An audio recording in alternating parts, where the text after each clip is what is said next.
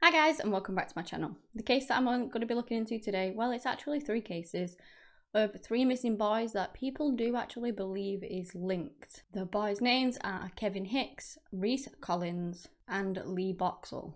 And I'll get to the possible links later on. Just want to say there's not that much information on some of these cases, unfortunately, so I've just tried my best to get everything that I could and just find all the information that is out there that I could possibly find.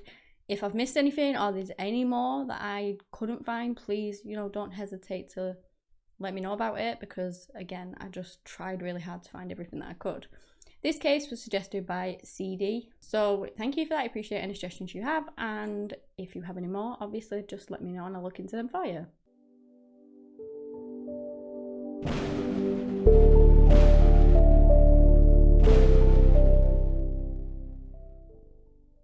So let's start with Kevin Hicks, who was also known as the boy who vanished, because that is exactly what he did. He was born on the 9th of February in 1970 to his parents. At the time, he was a 16-year-old boy that went missing from Croydon in England. It was the 2nd of March in 1986, and the day began like any other, just completely normal day. It was a Sunday, so he wasn't in school or anything like that. And he was just enjoying the day with his family. He also had a sister called Alexandra. I believe she was 16 at the time. And Kevin was described as this really happy guy. He was so full of life. He had loads of friends. Everyone seemed to like him. He went to school at John Ruskin's school, and he never really had any problems at school. He did all right at school, and he had lots of friends. Everyone just seemed to really like him. So this was a Sunday, as I said, and the very next day he claimed that he had this O-level exam it was a cooking exam, and he actually needed eggs for it. And I guess there weren't any in the household at the time, so he told his mother that he needed these eggs for a cooking exam for the very next day, and so that he was going to go out and buy them. So he was going to nip out to the store and buy these eggs. That was at 8:30 p.m, and he left with just £1 in his hands. Sperring Community Shop was literally not that far away at all. It was a couple of minutes walk at the most from his home in Lower Addiscombe Road. And I apologise if I've said that wrong, I probably have. In Croydon. It was said that the distance between the two was kind of that short, to the point where he could actually see the shop from his bedroom window. So, you can kind of imagine the distance. If I can find a picture of how far away I will do. Either way, you wouldn't expect it to take him very long to go to this shop that was just around the corner. He was just buying eggs and then he should have come back. He was last seen by a witness at 10 p.m. on Shirley Road, walking in the direction of his home, but he would never make it home. Kevin is described as being a white male with light brown hair. He was at the time 5'10" tall, and he would actually now, if still alive, because we don't know what happened to him, would be 51 years old now. So the family, he doesn't come home, his family get worried, they call the police, and eventually the police do these massive searches. They look everywhere, so do the family, but they just couldn't find anything on Kevin at all. Apart from that witness that saw him last at 10, that was it. That was the last sighting of him, confirmed sighting. And they just didn't find anything on him. Also, the shop didn't have any CCTV, so they don't actually know whether he made it to the shop or not. The years passed and the case went cold. There was just nothing on it, but his family never ever gave up. On the 25th of October in 1996, they got what they thought would be a breakthrough in the case. It was when an anonymous caller rang to say that they knew where the body was, and they gave a location. Now, this anonymous caller has never come forward with their identity, even though the police have urged them to. And of course they searched the area, but they didn't find anything. They didn't find Kevin's body, they just found nothing. And again, I'm gonna just put in here that these cases are very short, and it's part of the reason as to why I've done them all together, as well as obviously the possible links between them. So that is pretty much it. That is most of the information that we know about Kevin's case. Sadly, his parents died before they ever even knew what had happened to their son. And that is just awful. I can't even imagine. They went through their entire lives hoping that their son was alive, praying that he would just walk through the door one day. And they passed away without ever knowing whether their son was even still alive or not. And that is just heartbreaking. I have read about his mother, so I'm not entirely sure how she passed away. I know that she was in a hospice, so whether it was cancer or something, it must have been something like terminal. So again, I'm not going to speculate on how she died because I couldn't find the information on that. So, but what I could find was that literally from her hospice bed, a week before she passed away, she did a TV appeal for Kevin to come home. She asked him to come home, or if anyone knew about his whereabouts would come forward with some information. And then unfortunately a week later, on the 13th of October in 1994, she passed away without ever knowing what happened to her son. She was just 47 years old at the time. His father also kind of did the same thing. He did this appeal for Kevin, and then unfortunately not long after that, he also passed away, but there was years in between him and his wife passing. He passed away on the 2nd of May in 2003, so almost kind of 10 years after his wife.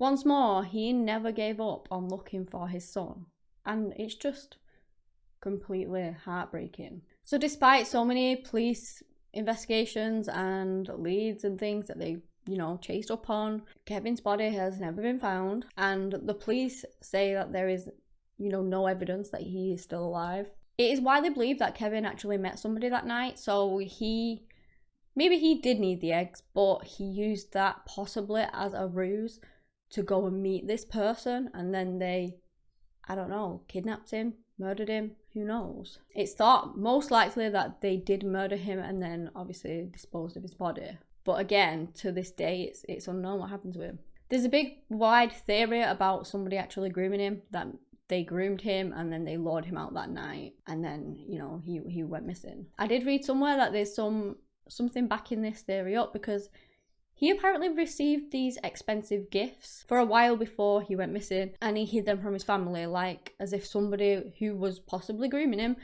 was sending him these gifts and told him to hide it. So it could be possible. It just kind of backs up the grooming theory, at least in my eyes anyway. Police investigating this disappearance, which happened 35 years ago now. Back in 2016, they did a case review and they sort of publicly spoke out that they believed that he had been murdered. The Met offered a reward of £20,000 for information that, may lead to the knowledge as to what happened to him, or just anything like that, just for any information whatsoever. Detective Inspector John McQuaid stated that Kevin simply disappeared that night and has never been heard from or seen since. He went on to urge the person that made that phone call in 1996 that they should come forward, that they should contact the police, because I don't know, was it a hoax or was it actual legitimately they knew that Kevin's body was there and the police just couldn't unfortunately find him. Kevin's sister, Alexander Hicks, has still not given up hope on her brother. Like her parents before her, they didn't give up hope and they have passed that on. She is not giving up. She is out there. She's made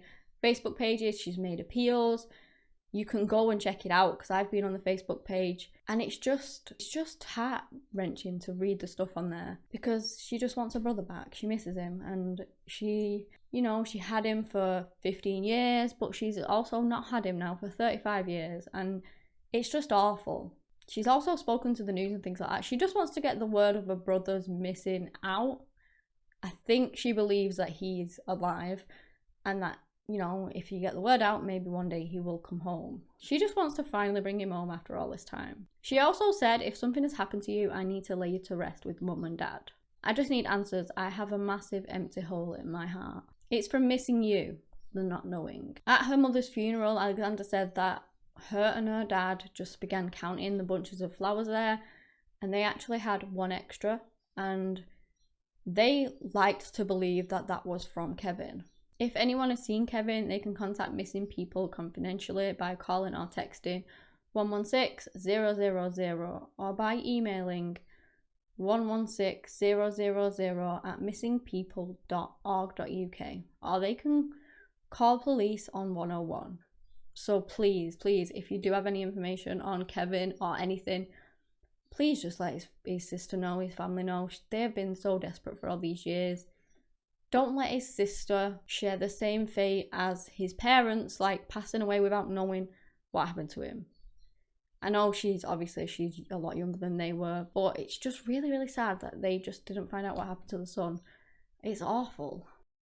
Now we get onto the second case, which is Rhys Collins. He was born on the 24th of April in 1969 to parents Roy and Rhys Collins. He also had a sister called Pipsy. They also lived in Croydon in London in England. He was described as this really confident, really happy lad. He was kind of very carefree. He had tons of friends and he was just loved by so many people. Around February time in 1985, Rhys didn't come home one afternoon and his parents began to get worried. So after trying to contact him, things like that, and not really getting anywhere, they eventually called the police and reported him as a missing person. Times were different then. Even though he was 15 at the time, he was actually 2 months away from his 16th birthday, so he was almost 16. But they were basically told not to worry because he'd not been missing for 24 hours yet, which obviously normally isn't the case now. Any missing child, underage person, they would just kind of jump on it as quick as they could. So his family were super worried, but they went home and they waited. They waited for hours, but still, you know, there was no word. He hadn't come home. They just sat there waiting for him to come home, and he didn't. In the meantime, they rang the police a couple of times because, you know, they weren't doing anything. They wanted them to wait 24 hours. When your kid's missing, I'm sorry, but you're not going to wait 24 hours. And so they waited a bit longer, and Roy had had enough. He got the dog on the lead and he went out to look for his son. The police weren't doing anything, so he went out to do it for himself, and I don't blame him. So Roy's out looking for his son. I don't know how long he was out there, but he did eventually find him, but not in the way in which anyone would ever want to find their child. Never in a million years. So he's out at this local park, he's looking around, and then the dog kind of leads him over to this cluster of trees, and he finds his son Rhys hanging. You know, he was unfortunately dead. And that must have utterly broke him. His son was hanging from a bell from a tree. And I just can't even imagine finding your own child in a tree like that. I can't. So police attended the scene, and after their initial investigations, they ruled that it was a suicide, that he had killed himself during an experimental kind of sexual thing where he's trying out things for pleasure. And they basically thought that he was sort of trying to carry out a sexual fantasy, like an experiment, and it just went wrong, and he obviously ended up killing himself in the process. His family didn't believe that the evidence supported that though. So firstly, the belt that he was actually hung with was from like a trench coat or a raincoat or something like that. It was off a coat, and Rhys didn't own a coat like that. Nobody in the family owned a coat like that. So where had this belt come from? Now, it was actually like really, really clean. And so it's not something he's just found on the floor and thought, I'll just use that. Do you know what I mean? So this belt just kind of seemingly came out of nowhere, and it wasn't something that he just found laying around, which makes you think that it was somebody else's belt and that maybe somebody else did this to him. Not only that, the tree that he was found on was covered in this green algae, and when you touched it, it transferred onto your skin, it transferred onto your clothes. And so you imagine he is climbing up this tree to hang himself, right? And he couldn't do it off the floor, it was too high up, so he would have had to climb the tree. So he's climbing the tree, he's getting the algae stuff, at the very least, all over his hands, maybe on his knees as he's crawling across. It would be somewhere, but there wasn't a trace of it on him whatsoever. He didn't have any on his hands or his clothes. He was just clean, and so that didn't really make sense either. How has he climbed up that tree to hang himself if there's no sort of evidence of that? There's no algae, there's no nothing. It's just weird. And in my eyes, again, it goes to show that maybe somebody else did it and he didn't actually kill himself. And that is what his family believed too. Obviously, that is my opinion. You know, I don't know what happened to him. He could have maybe taken his own life, but I don't know, just those two pieces of evidence alone make me believe at least that he didn't. Not only that, there was actually something that I read that some friends of his had taken him to this abandoned house. They had tied him up, put this loop around his neck, and then left him there. So he was in the dark in this derelict house with a loop around his neck, tied up, and being terrified of the dark and them just leaving him. He started shouting and crying for help, and that is when his friends came back and released him. So maybe if these friends had done that once, you know, maybe, possibly, not saying they did, not accusing anyone, just a little theory that I've got personally in my opinion, but maybe they went back and they did it to him again. Who knows? Or maybe it wasn't them at all and it was just someone else who was, you know, like a crime of opportunity. We just don't know. His parents fought hard for 3 years to get his suicide overturned because they didn't believe that it was suicide at all. I get it, the police come in, he's found hanging, there's no evidence of anything else, and so you assume suicide, don't you? But maybe it wasn't, and his family, with those at least 2 key pieces of information, didn't believe that at all. So they fought for 3 years, and they did eventually get the sentence overturned. It was instead ruled as an open verdict. The Collins family left Reece's room untouched for years. They didn't want to move his belongings. A lot of people do that. A lot of families, especially that lose their children, never want to disrupt what their child has done in their room, if you understand what I mean. And they did the same thing. They didn't want to touch it. It would remind them of him and keep, not that they needed a room to keep his memory alive, of course they don't, but it was just a lovely thing that they had of their son. His father and sister appeared on an episode of The Psychic Detective with Tony Stockwell in 1994, and they went on to speak about Reece's case. I believe he actually wrote a book on it too. Not sure what it was called, but you could look that up if you're interested in what they discussed, and if you believe, I don't know, in the psychic and paranormal activity, if you believe in that stuff, then feel free to go and look at it, but I'm not sure what it was called. Over the years, there's just been so much speculation about Reece's case, and there's just not very much information on it either. At least to the public anyway. I don't know whether there's more information that they're not hiding, but keeping back. They don't want to release to the public. And you know, despite the family's efforts to try and find out the truth of what happened to their son, we still don't know. Did he really take his own life? Or did someone that he knew lure him out and murder him and then staged it as a suicide? Or was it like a potential groomer? Somebody had been grooming him and then they lured him out and murdered him. I don't know. It could be, a numerous amount of things, or he may have just unfortunately taken his own life. We just don't know. If you guys have any information, that could be helpful in finding out what really did happen to Reece, then please do let the authorities know. His case was ruled as an open verdict. I don't really know what that means, to be honest. So if anyone does, please enlighten me. They overturned suicide, so I guess they didn't figure that it wasn't suicide. So I don't know, what else could it have been? It seems like there wasn't any more information to be able to look into to find out what it could have been. Now we get to the final case, Lee Darren Boxel, who was born on the 16th of February in 1993 to his parents, Peter and Christine Boxel. He also had a younger sister called Lindsay, and they all lived in London, Sutton in England.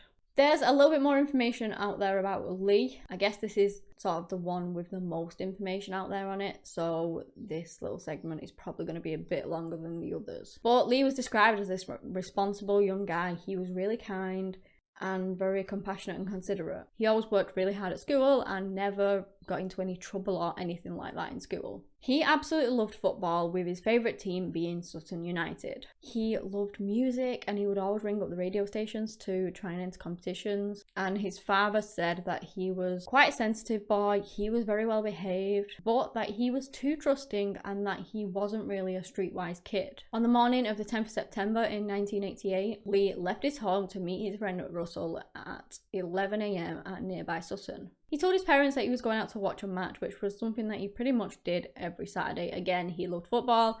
As much as he could, he would go out and watch these matches. It was a warm, beautiful day, and ideally he wanted to watch his favourite team play, but he couldn't because they were actually playing an away game in Lancashire. So he kind of had plans at possibly going to watch the local derby later on. Lee and Russell spent a couple of hours window shopping, and then at 1 PM, I believe Russell decided that he actually wanted to go home, and they parted ways. As Lee was leaving, he said to Russell that he might go to Selhurst Football Stadium to watch the match between Charlton Athletic FC and Millwall FC. And unfortunately, at least that we know of, this would be the last time that he would be seen. So again, he often went out to watch games, but he would always come pretty much straight home for his supper. He was never one of those kids that would love to stay out late like so many other people around his age would. He would always come home, and he wouldn't often be home too late. But on that fateful day, he didn't return home. When it was getting dark and there was still no sign of him, his absolutely terrified, worried parents began to call everyone that they could think of, friends, family,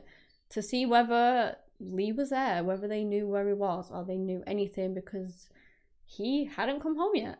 Then in the early hours of the morning, they actually called the police and reported him as missing. They sat on that sofa in silence until dawn, with the front door left wide open, in the sheer hope that Lee might walk through it. But the hours ticked away. They turned into weeks, which turned into months, which turned into years, and Lee never made it home.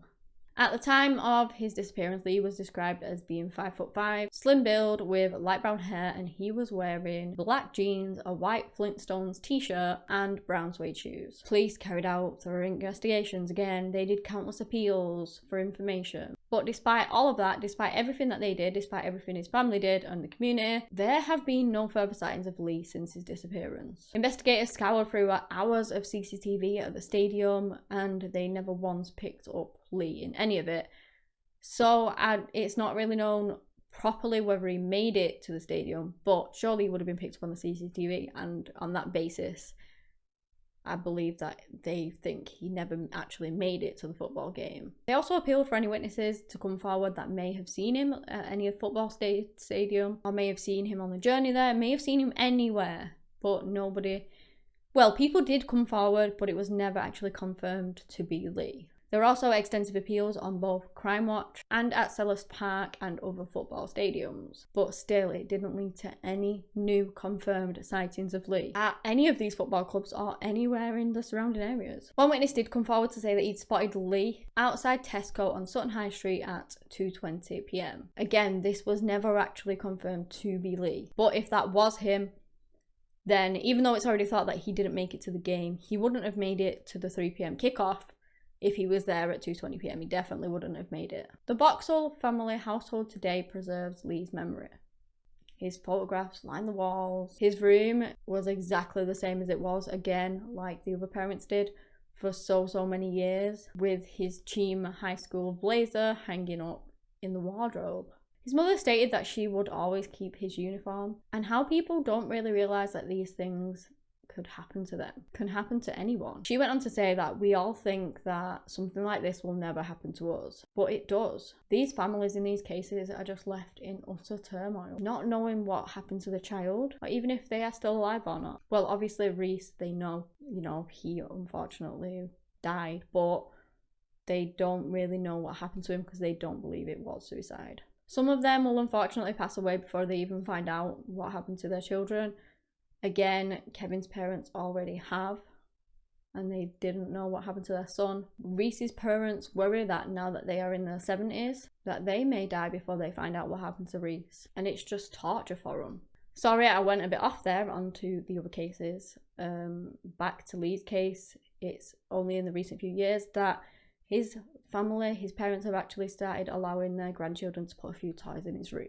In 2012, a further witness said that Lee actually went to an unofficial youth club in the annex of St. Dunstan's Church in Cheam, which was known as The Shed. And this information wasn't actually known by the police before, so they weren't made aware of this until now. Following extensive inquiries around, the shed, around the area, they actually found information that predators were operating in that area around the time that Lee disappeared. There have also been these murmurings that the person responsible for Lee is actually already in jail serving time for an unrelated, well, not the crime of Lee's death anyway, or abduction. William Lambert, who was a gravedigger that actually ran the shed, was jailed for 11 years in 2011, age 75. He had actually sexually abused 4 girls from that club. William apparently brainwashed the children that went there into believing that he had occult powers, and he was actually caught after one of his victims reported the abuse in 2009 after attending a counselling session. Between June and September of 2012, the police actually excavated the grave, looking for possibly Lee's body, looking for anything. But from what I could gather, I believe they were only allowed to dig 6 foot down. There were sort of certain terms that they had to adhere to. I believe they could only dig 6 foot down, and they weren't allowed to open any of the graves. So if Lee was in that graveyard, and maybe he's in somebody else's coffin, they weren't allowed to open them. So it's really why they believe that Lee is in that graveyard somewhere. Apologies if I've got any information there wrong. It was just something that I read on the internet. So if those details are incorrect, then do let me know. In 2013, to coincide with what would have been Lee's 40th birthday, Crime Watch featured another appeal for information on him. They were working on the new theory that he actually went to the shed that day. The Metropolitan Police reopened the case and they put like this new line of investigation forward that maybe Lee was at the shed that day, that on the day of his disappearance he was at the youth club and he was killed after trying to stop somebody from being abused, whether it was by William or whoever, I don't know. William was actually interviewed in prison, but he denied all knowledge of any of all that. In 2018, a Scotland Yard spokesperson confirmed that cold case detective had actually interviewed a potential witness, that this witness may have new information that may lead to Lee's remains being found. But I couldn't find anything else on that. It happened, well, it's 3 years ago now, so I assume it didn't lead anywhere, unless they're keeping that information under wraps and they've got more to work on. I don't know. In 2019, Lee featured in a missing persons campaign promoted by the Italian football club AS Roma, but that's basically it. We're still no closer to finding out what happened to Lee. His family desperately holding out hope that one day they will hear some news, whether it be that they have found his body or they have found him alive.